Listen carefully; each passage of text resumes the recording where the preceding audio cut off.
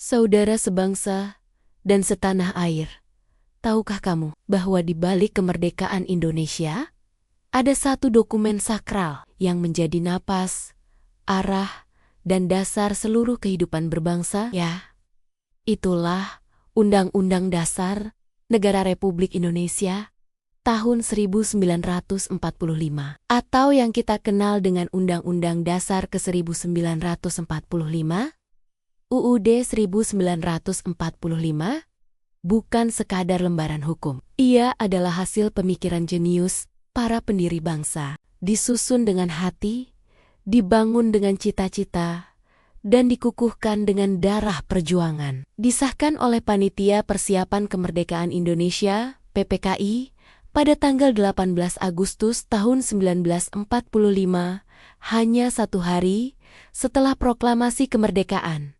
Bayangkan, di tengah semangat yang membara, para pemimpin bangsa langsung menegakkan dasar konstitusi untuk negeri baru yang lahir dari perjuangan panjang. Namun, perjalanan Undang-Undang Dasar 1945 tidak selalu mulus. Pada tahun 1949,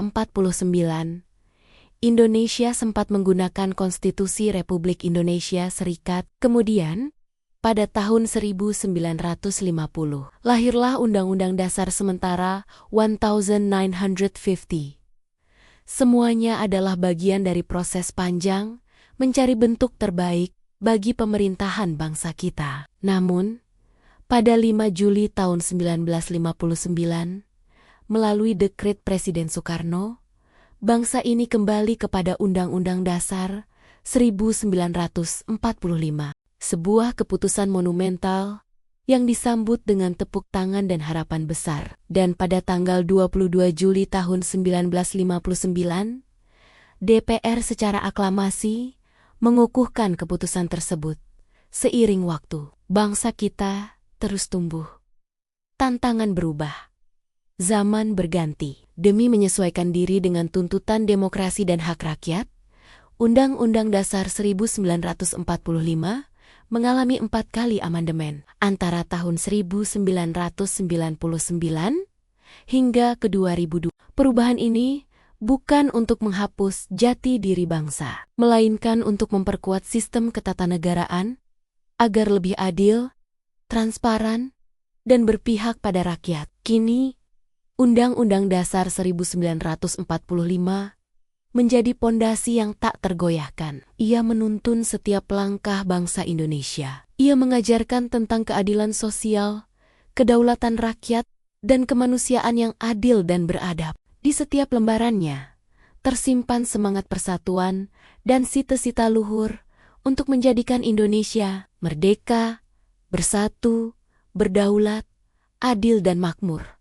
Sahabat Indonesia, ketika kita mengucap Pancasila, ketika kita menyanyikan Indonesia Raya, ketika kita berkata merdeka, ingatlah, semua itu berdiri di atas landasan kokoh.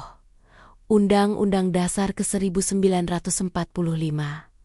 Inilah pedoman hidup berbangsa yang menjaga kita dari perpecahan dan mengingatkan bahwa kemerdekaan bukan akhir perjuangan, melainkan awal dari tanggung jawab besar menjaga negeri ini untuk selamanya. Mari, generasi muda Indonesia, kenali, pahami, dan hayati makna Undang-Undang Dasar ke-1945. Karena selama semangat itu hidup dalam dada kita, selama nilai-nilai itu dijaga dan diamalkan, maka Indonesia akan tetap berdiri tegak, kuat, dan bermartabat di mata dunia.